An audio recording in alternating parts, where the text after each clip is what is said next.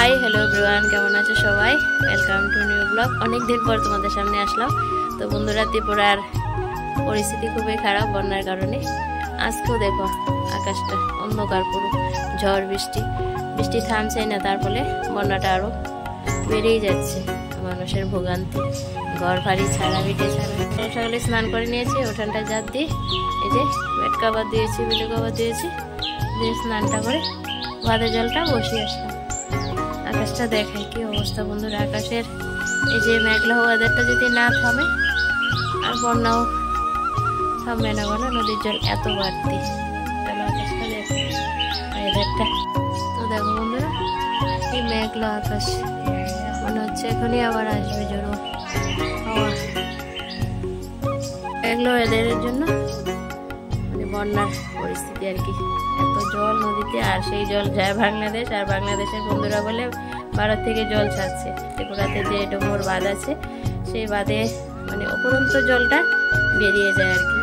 তো এত জল হয়েছে, জলটা ধরে রাখার মানে বাঁধে ক্ষমতা নেই, তাই জলটা বেরিয়ে যাচ্ছে বলে বাংলায় গেল। বাংলাদেশেও এখন বন্যা। তার কারণে বাংলাদেশের বন্ধুরা অনেকে দেখি ভিডিও করে যে বলে ভারত থেকে জল ছেড়েছে।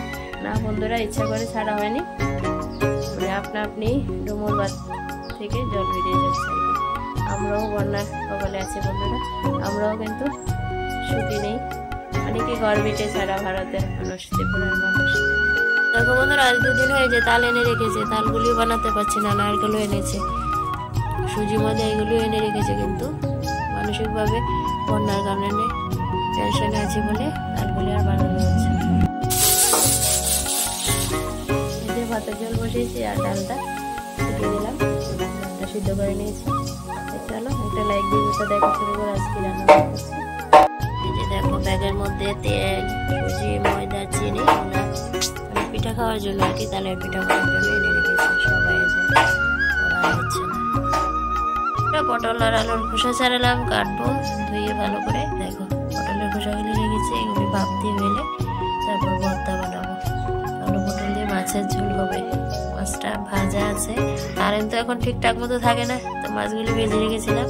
তো বৃষ্টির ফলে, বন্যার ফলে তো কারেন্ট ঠিকঠাক থাকে না, তো মাছগুলি ভেজে রেখেছি। গতদিনে কাতলা মাছ এনেছিল, তো আলু পটল দিয়ে মাছ দিয়ে রান্না করবো।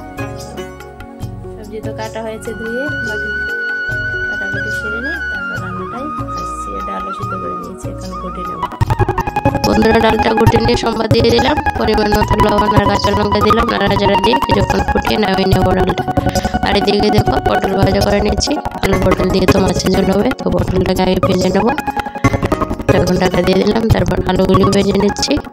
আলু পটল ভাজা হয়ে গেলে তরকারিটা বসিয়ে দেবো।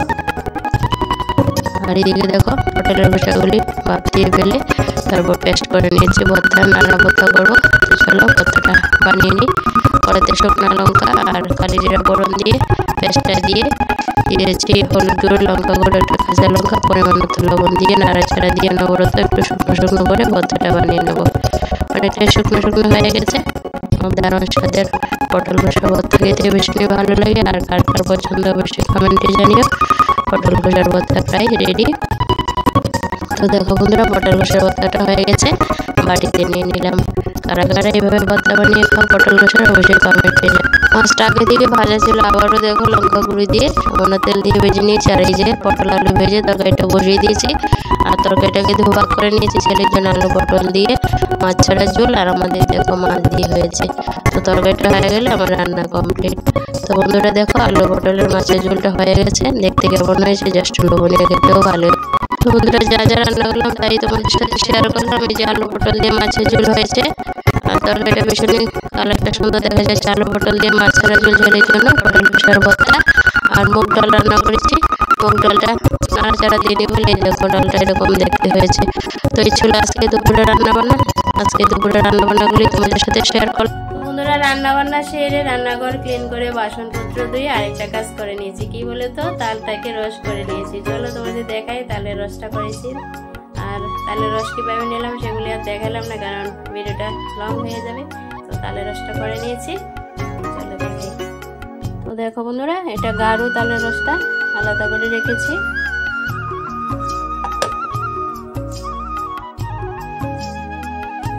চাল ছিল, এই যে আর এইটুকু হয়েছে, একটু হালকা হয়েছে। তো দুভাগে রাখলাম, গাঢ়টা দিয়ে পিঠা বানাবো আর এটা জাল দিয়ে ক্ষীর বানিয়ে নিতে পারবো আর কি। তো তালের রস করে রাখলাম। বন্ধুরা দেখলে তো তালের রসটা করে নিয়েছি। তো খাওয়া দাওয়া করবো এখন, খিদে লেগেছে। খাওয়া দাওয়ার পর আর এই কাজগুলি করতে ভালো লাগে না, তাই জন্য তালের রসটা করে নিয়েছি রেডি। খাওয়া দাওয়া করে রেস্ট করে পিঠা প্যাকেটটা রেডি করে রাখবো। আর সন্ধ্যাবেলাতে পিঠাগুলি বানাবো, পিঠা তো বানাবো আর তালের ক্ষীরও বানাবো। সন্ধ্যাবেলাতে ধীরে সুস্থে বানাবো আর গরম গরম পিঠা খাবো।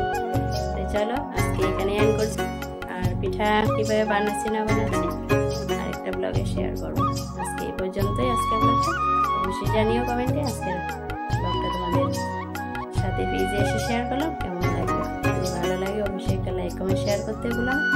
থ্যাংক ইউ বন্ধুরা আমার সাথে থেকে আমার ভিডিওটা দেখে সাপোর্ট করার জন্য। যারা ইউটিউব থেকে দেখছো নতুন হলে অবশ্যই চ্যানেলটাকে সাবস্ক্রাইব করে বেল আইকনটা বাজিয়ে দিও। আর যারা ফেসবুক পেজ থেকে দেখছো অবশ্যই ফেসবুক পেজটাকে ফলো না দিলে একটা ফলো দিয়ে দেবে। থ্যাংক ইউ বন্ধুরা যারা অলরেডি ফেসবুক খুলে দিয়েছো, ইউটিউব সাবস্ক্রাইব করেছো, থ্যাংক ইউ সো মাচ। তাহলে বন্ধুরা আজকে আমার বাই বাই, ভালো থেকো সবাই।